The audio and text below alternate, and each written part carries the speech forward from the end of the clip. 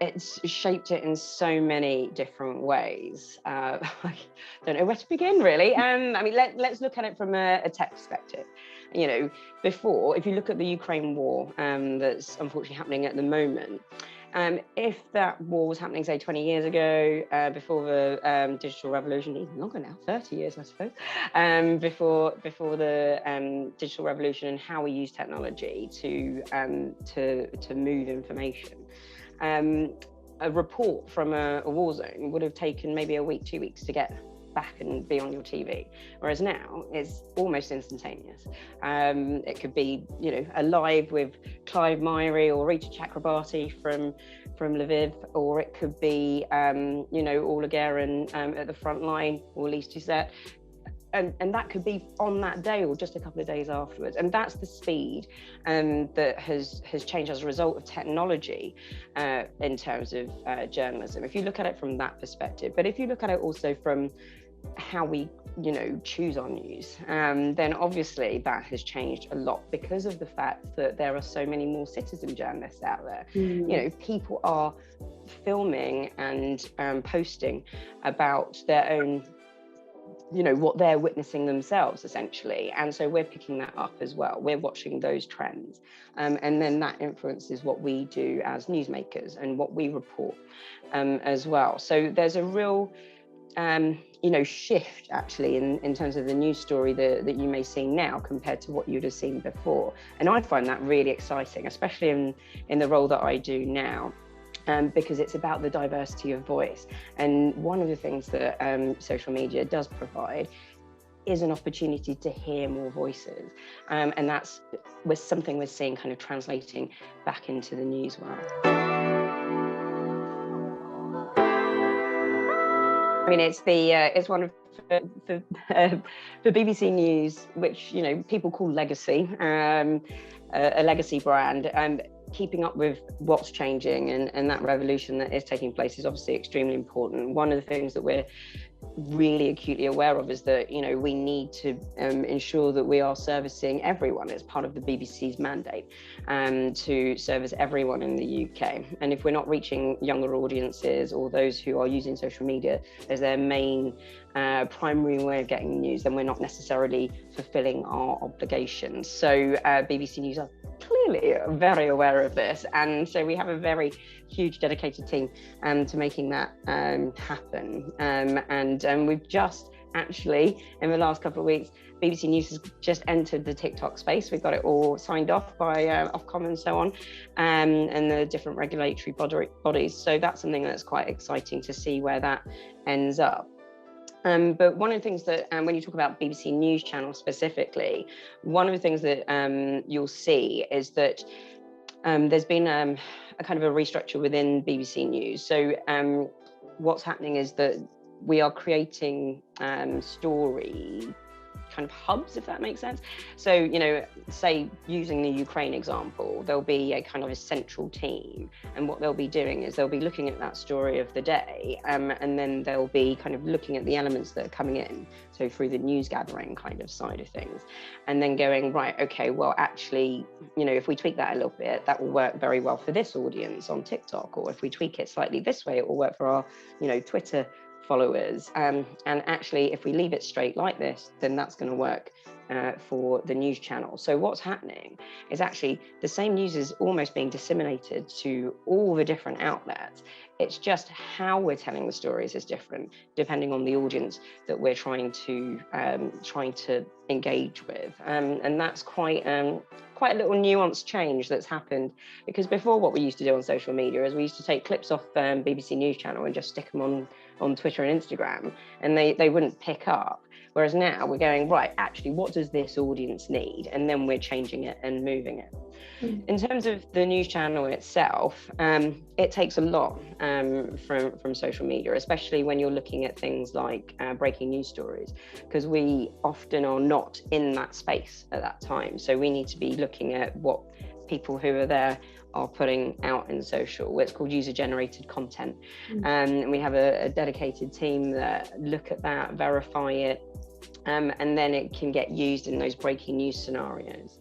And I always just think about, some people think that news channels have kind of had their day, whereas you look at something like COVID, you look at Ukraine, you look at those big moments, and people will turn off their phones and they will turn on the telly, or they'll turn to radio, because they want the live and continuous updates.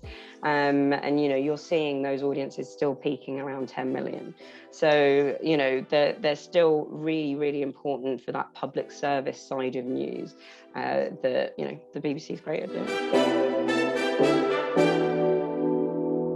Well, this is a little bit like my baby, so so I might start gushing a little bit. I apologise. But the 50/50 Equality Project, it did start with us as journalists in the heart of the London newsroom. It started with one presenter, TV news presenter Ros Atkins, and his show Outside Source, and this was back in 2017. In 2016, he was listening to a BBC radio station.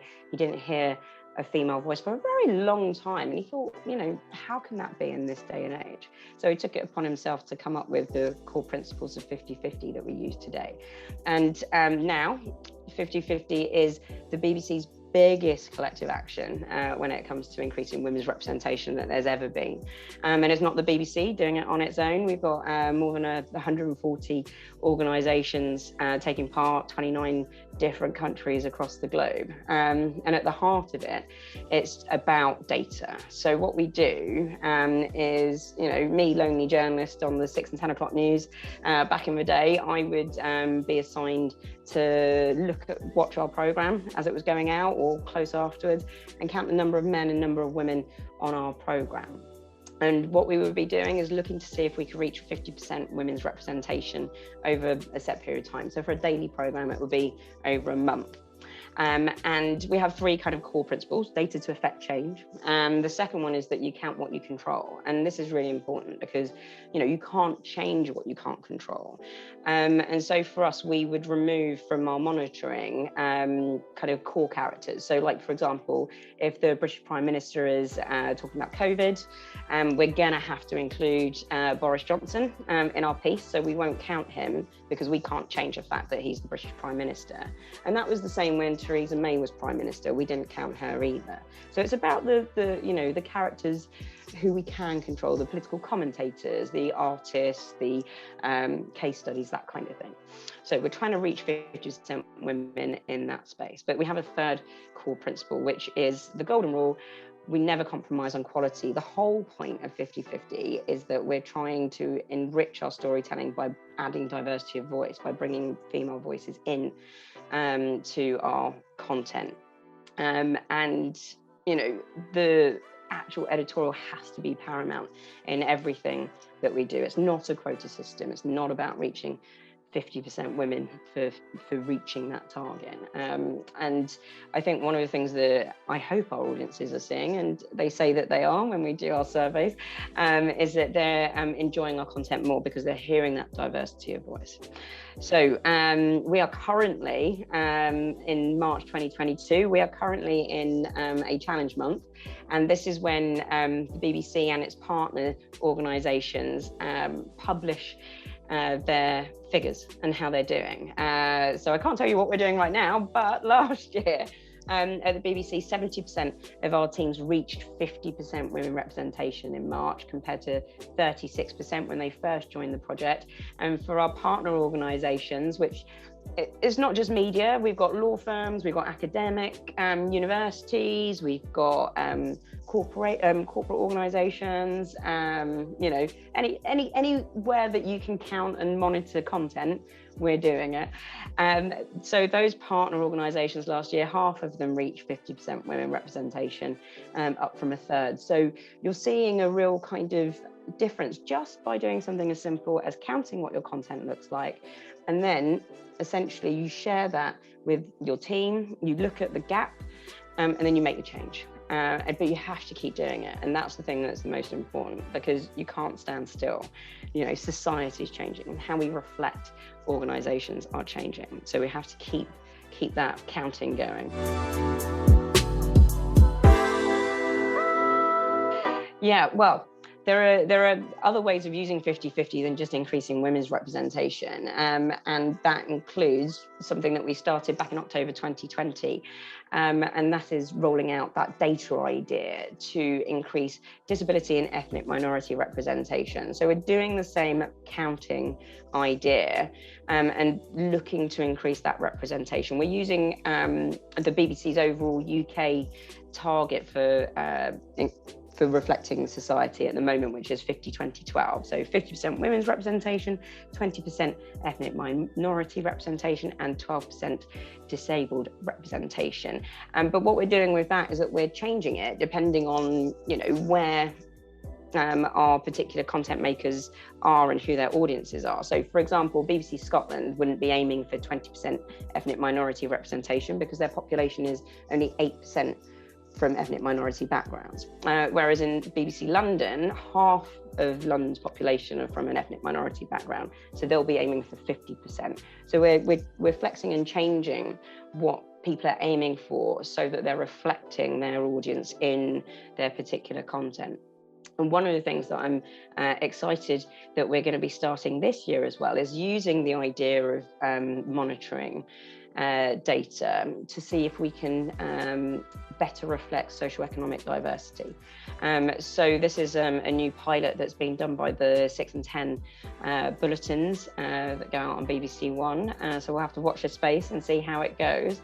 But the point of all of this is that by understanding where you are right now, understanding kind of the gaps in, whose voices you're not covering, you can think about what your editorial looks like, and you can think about the stories that you're telling, and then you can shift it so that you're better reflecting society.